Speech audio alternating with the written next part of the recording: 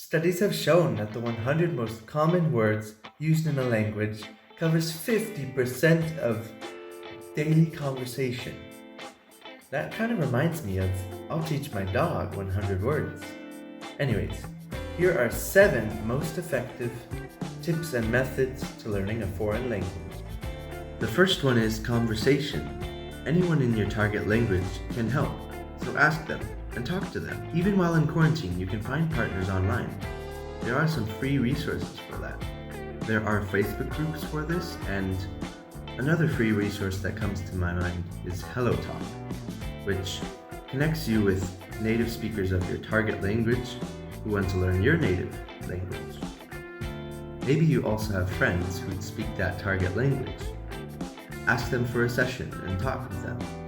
Language classes are ineffective and usually a waste of time and money, especially if you're in a group class, because usually the class is like 1 hour to an hour and a half, and the teacher is moving at the pace of the slowest learner, so some students are still figuring out the concepts while others are waiting for them, and it's not a great dynamic for learning. Language learning is also a fairly personal process, and so I would recommend that if you are taking an independent class that lets you go at your own pace, then use it as a supplementary tool, but not as your main study method. Start with learning the 100 most common words used in your target language. As I mentioned earlier, this covers 50% of your daily conversation. I would also recommend you use an audio guide to guide you in your first 100 words. That way, your pronunciation has a guide and is accurate from the get-go. And after you learn the 100 words, focus on conversation and learning words from the conversations. I also recommend you to continue learning words. Usually, the 1,000 most common words in a language covers 80% of daily conversation, and 3,000 most common words covers 99% of daily conversation. And with that comes the fourth tip: carry a pocket dictionary. You can always find dictionary apps on your phone. The point of having it is so that you can have it wherever you go, so that if you need to use a word in conversation, you can look it up.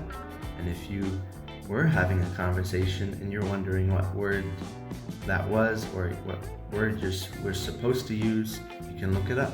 And once you learn the word, use it in several different sentences so that you can remember it. Number 5, keep practicing in your head. Practice thinking in your target language. Use new words that you have learned in sentences that you can say in your head.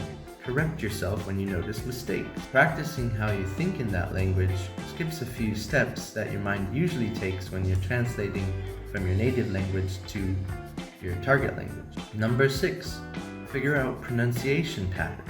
Examples I know of in Korean are informal and formal word endings, such as eo and ya for the nouns. So for example, I could say 안녕하세요, 미카예요, 반가워요.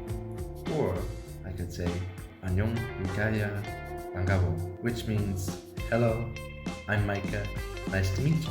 Every language is different, although there are some languages that have similar rules. Number 7, learn how to ask, how do you say X? So fill in the blank with a word that you don't know. This will be extremely helpful, and no matter how far you are in your language learning, you will always be able to use it. For example, I could be pointing at something or trying to refer to something and ask, how do you say that? In Dutch, there are 2 ways to ask depending on who you are addressing. I would say, hoe zeg je dat? Or, hoe zegt u dat?